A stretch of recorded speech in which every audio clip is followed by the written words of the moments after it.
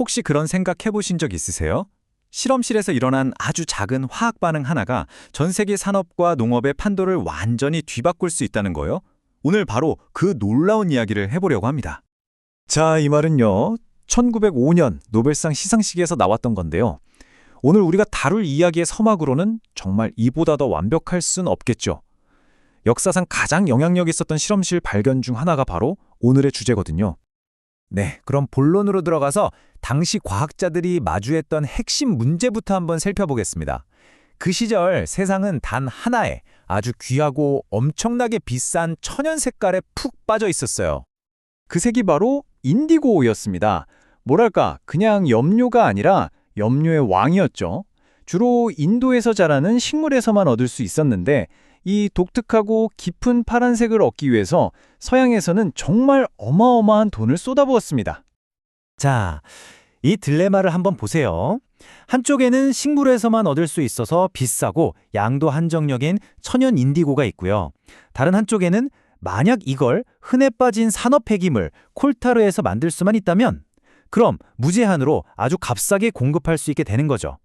바로 이 엄청난 가능성이 당시 과학자들에게 주어진 거대한 도전이었습니다. 근데 이게 말처럼 쉽지가 않았어요. 인디고의 화학 구조가 워낙 복잡해서 인공적으로 똑같이 만들어내는 건 그냥 어려운 게 아니라 당대 화학계의 가장 어려운 숙제 중 하나로 꼽혔습니다. 바로 이 지점에서 오늘의 주인공이 등장합니다. 독일의 화학자 아돌프 폰 바이어. 그는 이 불가능해 보였던 인디고 문제에 그야말로 자신의 모든 것을 걸었습니다. 여러분, 이 위대한 발견은 절대 우연한 행운 같은 게 아니었어요. 정말 길고 치밀하고 끈질긴 과학적 탐구의 결과물이었습니다. 이 슬라이드에서 가장 중요한 단어는 바로 완강한 인내예요. 포기하지 않는 끈기, 바로 그거죠. 폰 바이어가 결국 찾아낸 세 가지 성공적인 방법입니다. 이름들이 좀 복잡하죠? 괜찮아요. 이걸 외울 필요는 없고요. 중요한 건 딱 하나입니다. 이 모든 방법이 결국 값싼 콜타르에서 인디고를 대량으로 만들어낼 수 있는 길을 열어줬다는 사실이죠. 자, 이제 실험실에서의 성공이 현실 세계에 얼마나 거대한 파장을 일으켰는지 한번 따라가 보겠습니다. 여기서부터가 정말 흥미진진해져요. 첫 번째 변화는 정말 극적이었습니다. 바로 가격이었어요. 인디고 가격이 이전의 3분의 1 수준으로 뚝 떨어진 겁니다. 이 아름다운 파란색이 더는 소수 부자들의 전유물이 아니라 누구나 누릴 수 있는 대중의 색이 된 거죠. 경제적인 영향은 그야말로 상상을 초월했습니다. 독일은 말 그대로 허공에서 2,500만 마르크가 넘는 거대한 수출 산업을 만들어낸 거예요. 이건 정말 엄청난 성공이었죠.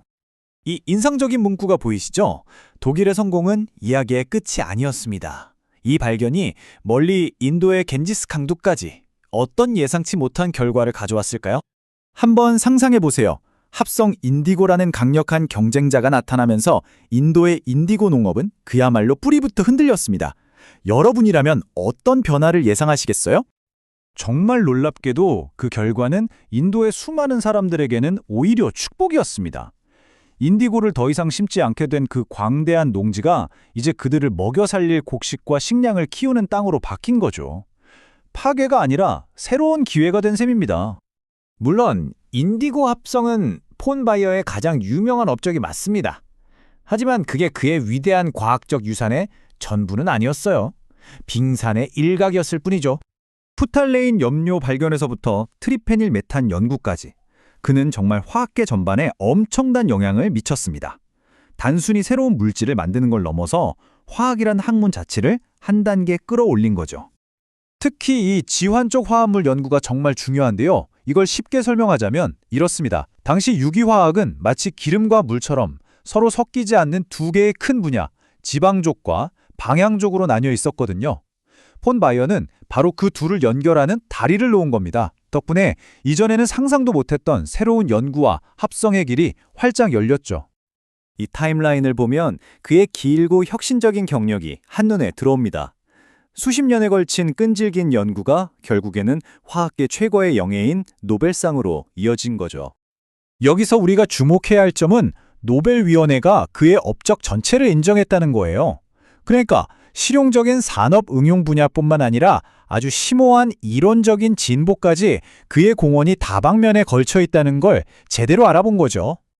결국 이 모든 이야기는 하나의 질문으로 모아집니다. 시험관 속의 작은 세상이 바깥의 진짜 세상과 만날 때 과연 어떤 일들이 일어나게 될까요? 순수한 과학적 연구가 얼마나 예측 불가능하고 혁명적인 결과를 낳을 수 있는지 폼바이오의 이야기는 우리에게 바로 그 점을 생생하게 보여줍니다.